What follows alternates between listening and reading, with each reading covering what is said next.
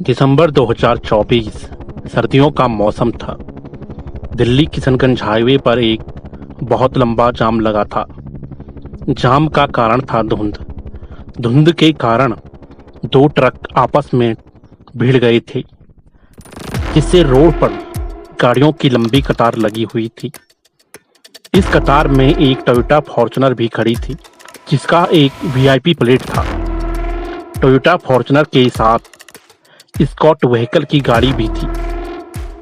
इस Toyota Fortuner में बैठा था एक महत्वपूर्ण व्यक्ति, जो कि भारत के गृह मंत्रालय में एक बहुत बड़े मंत्री का प्राइवेट सेक्रेटरी था। यह गाड़ी में बैठे बैठे परेशान हो गया था। जाम क्यों नहीं खुल रहा है, क्योंकि इस आदमी को जाना था सिलीगुड़ी एक प्राइवेट फंक्शन के लिए। इसके बाद यह गाड़ी से उतर जाता है और कुछ कदम चलता है। आगे उसे एक चाय की टपरी मिलती है। उस चाय की टपरी पर 50 से 55 साल का एक व्यक्ति चाय बेच रहा था और मुस्कुराते हुए लोगों को चाय पिला रहा था। प्राइवेट सेक्रेटरी जैसे ही चाय वाले की टपरी पर पहुंचता है तो कहता है कि एक चाय दीजिए। तो चाय वाला मुस्कुरा के बोलता है कि साहब, आप इस इलाके के तो नहीं लग रहे हो, ऐसा लग रहा है आप दिल्ली से हो। इस प्रकार प्राइवेट सेक्रेटरी से किसी ने बात नहीं की थी। वह हल्का मुस्कुरा देता है। वहां पर एक छोटा सा स्टूल पड़ा था। वह उस पर बैठ गया और चाचा और चाय वाले ने चाय दिया। वह चाय पीने लगा। चाय पीते पीते उसे चाय बेचने वाले को ऑब्जर्व किया। धीरे धीरे उसे पता चला कि उसका नाम चाचा है। लोग उसे चाचा बुलाते हैं। चाचा के पास सबसे बड़ी चीज यह थी कि वह सबको मुस्कुराते हुए चाय दे रहा था। लेकिन वहां बैठकर जब इस प्राइवेट सेक्रेटरी को देखा तो उसे मालूम नहीं था कि यह कौन है, पर उसको सिर्फ इतना पता था, यह एक बहुत बड़ा कोई व्यक्ति है, क्योंकि यह तैयार होकर कहीं जा रहा था। इसके पास सिक्योरिटी भी थी, तो कोई मामूली व्यक्ति नहीं था। ऐसे ही बातों में चाचा कुछ चीजें बोलना शुरू करता है। उसने कहा कि यहाँ पर अक्सर इस प्रकार के एक्सीडेंट होते रहते हैं। किस प्रकार यहाँ गाड़ियों ओवरलोड करती है, किस प्रकार से ट्रक एक्स्ट्रा माल लेकर इन सड़कों पर चलते हैं, जिसके कारण एक्सीडेंट होने की संभावना बढ़ जाती है। चाचा ने यह भी बताया कि नेपाल से कौन से इल्लीगल ट्रक आते हैं। बातों में चाचा ने यह बात बताई कि पुलिस वाले यहाँ पर खड़े होकर हफ्ता लेते हैं, जिसके कारण इल्लीगल ट्रक के ऊपर कोई कार्रवाई नहीं होती है। इन सारी गतिविधियों को सुनते हुए एक चीज तो तय थी कि चाचा अपने धुन में मजे में दो चीजें बोल रहा था। लेकिन सबसे बड़ी बात यह थी कि जो यह सेक्रेटरी था, यह उस समय सिर्फ चुपचाप बैठकर सुन रहा था। धीरे धीरे जाम खुलने लगा तो व्यक्ति वहां से उठकर गाड़ी में बैठ गया और सिलीगुड़ी चला गया। उसके बाद सब कुछ नॉर्मल था।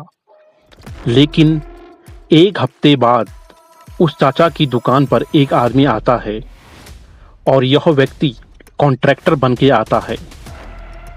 चाचा की दुकान के आसपास का कॉन्ट्रैक्ट लेता है और चाचा की दुकान पर आता है और बताता है कि मैं एक सिविल कॉन्ट्रैक्टर हूँ, पूर्णिया से आया हूँ।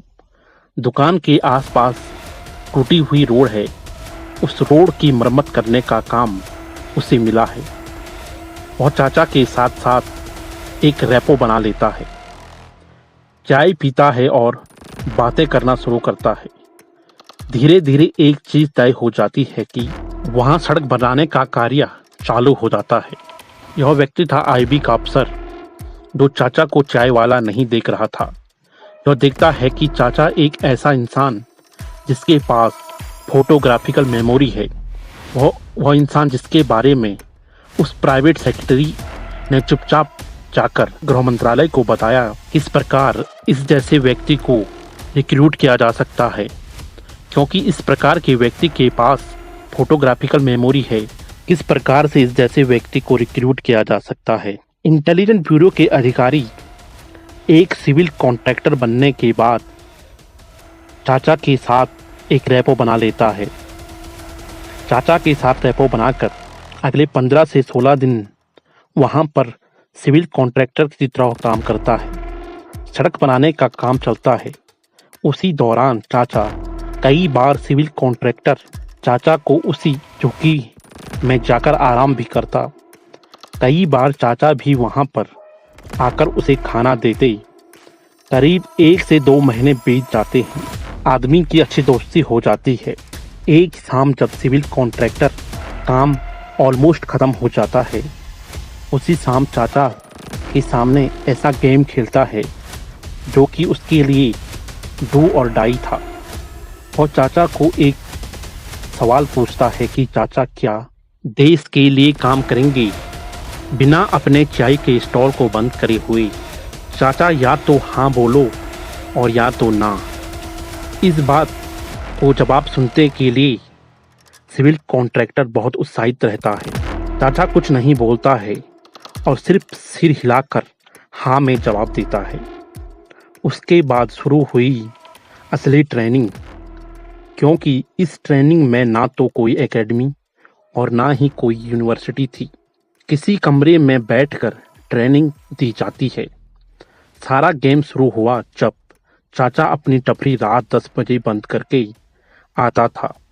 इसके बाद रात को 11 बजे यही सिविल कॉन्ट्रैक्टर चाचा के साथ रात के 11 बजे से लेकर 1 बजे तक ट्रेनिंग दिया करता था।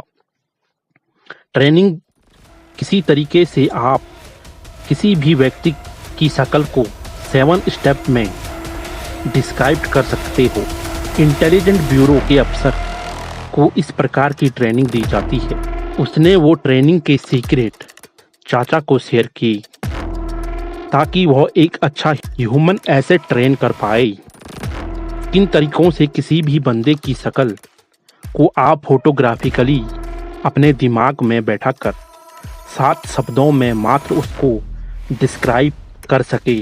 ट्रेनिंग दी कि किस तरीके से आपको मैसेज उसकी चाय की टपरी के सामने जो मंदिर है उस मंदिर के दान पात्र में ड्रॉप करना है।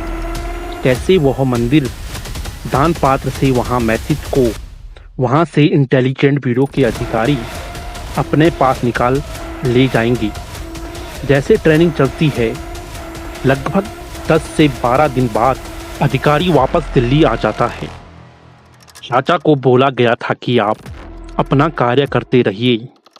पूर्णिया सब सर्कल से अपने आप व्यक्ति आके यहाँ से रिपोर्ट ले जाएगा। लगभग 2 महीने बाद मार्च 2025 की बात है। भारत के रिसर्च एंड एनालिटिक विंग ने आईबी के साथ एक इंटेलिजेंस शेयर की। उन्होंने बताया कि किस तरीके से नेपाल की विराटनगर से पाकिस्तान की आईएसआई कुछ असला भेजने जा रही है, जो कि ट्रकों के थ्रू दिल्ली किशनगंज हाईवे से होते हुए मणिपुर जाएगा। क्योंकि उस समय फरवरी मार्च का टाइम था और मणिपुर जल रहा था। क्योंकि इस इंटेलिजेंट को सुनकर आईबी अपने एसिड को दिल्ली किशनगंज हाईवे होते हुए मणिपुर में एक्टिवेट कर देता है और उसमें से एक चाचा भी था। चाचा को बोलते हैं कि आप चौकन्ना रहिए, कुछ होने वाला है। मार्च की एक रात चाचा अपनी दुकान 9 बजे चाय की टपरी को बस साफ सफाई करके बंद ही करने जा रहा था कि एक ट्रक आया। 3 लोग थे। चाचा को बोला कि हम पीछे बैठे हैं, 3 कप चाय और मटरी ले आओ।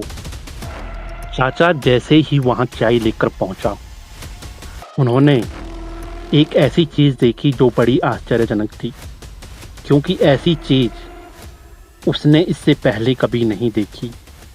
एक व्यक्ति के हाथ में तेल लगा हुआ है। उसने इस चीज को ऑब्जर्व किया, उसको सिर्फ अपनी रिपोर्ट में लिखा कि भेजने की कोशिश की।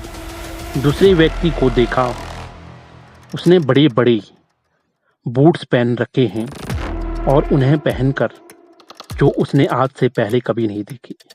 तीसरी चीज उसने देखी कि एक व्यक्ति बड़े बड़े लकड़ी के बॉक्स में बैठा हुआ है। वह वहां से उतरने को तैयार नहीं है। चाय लेने के लिए वह आगे तक नहीं आया। सारी चीजों को ऑब्जर्व करने के बाद चाचा रात में मंदिर के दान पेटी में रिपोर्ट डाल देता है। अगले दिन सुबह जब इंटेलिजेंट ब्यूरो के एक अधिकारी ने मंदिर के दान पेटी में रिपोर्ट निकाली तो रिपोर्ट पड़ी। रॉ इंटेलिजेंट आ चुकी थी। उन्होंने सारे के सारे अरेरिया से पूर्णिया, न्यू जलपाईगुड़ी, मालदा, इन सारे एरियाज को एक्टिवेट कर दिया। ब्यूटी यह थी कि वो ट्रक उस दिन रात को जब वहां पर आया था, उसी प्रकार का ट्रक अगले दिन दोबारा वहां पर आया। जिस प्रकार की एक्टिविटी पहले वाले ट्रक में थी, उसी प्रकार की एक्टिविटी दूसरे वाले ट्रक में भी थी। लेकिन दूसरी बात, एक अनहोनी घटना हुई। उस रात चाचा ने जब चाय देने गया तो उसने एक वहां पर कन्वर्जेशन सुनी। उसने यह सुना कि शादी का माल आ गया है। इस शादी के माल को अगले 48 घंटे में मालदा और अगले 2 दिन में मणिपुर तक पहुंचाना है। पिछली रात और इस रात फर्क सिर्फ यह था कि पिछली रात चाचा जैसे चाय लेकर गया तो वह सारे लोग चुप हो गए। इसके बाद इस रिपोर्ट को चाचा दान पात्र में डाल देता है। रिपोर्ट जैसे आईबी तक पहुंची, आईबी का मिशन शुरू हो गया क्लीन स्वीप का। उससे आगे जितने भी वेयर हाउस थे, जहां पर ट्रक अक्सर रुका करते और जहां पर ट्रक का वेट होता, वहां पर छापे पड़ने लगे। जब वेयर हाउस में छापे पड़ने लगे तो वहां से आईबी को, पुलिस वालों को पिस्टल, बंदूक और आरडीएक्स मिली और मणिपुर के कुछ मैप भी थे। जब इन सबको साइलेंट तरीके से छानबीन किया गया तो एक बात तो यह तय थी कि आईएसआई एक ही मुहिम थी कि किस तरीके से मणिपुर को फरवरी मार्च में बहुत बड़ी आग लगानी थी। आईएसआई जैसे ही नेपाल से सामान भेजता तो आईबी उसे ट्रैक कर कर पकड़ लेती थी। आईबी ने साइलेंट तरीके से काम किया क्योंकि इस मिशन के पीछे एक चाय वाला, यह नॉर्मल चाय वाला नहीं था। यह अपनी ही चाय की टपरी पर एक नेशनल सिक्योरिटी का आउटपोस्ट था। अगली बार जब कभी चाय पीने किसी टपरी पर जाए तो 1 मिनट के लिए ज़रूर सोचना कि क्या आपको कोई ऑब्जर्व कर रहा है, क्योंकि हर चाय वाला नॉर्मल चाय वाला नहीं होता।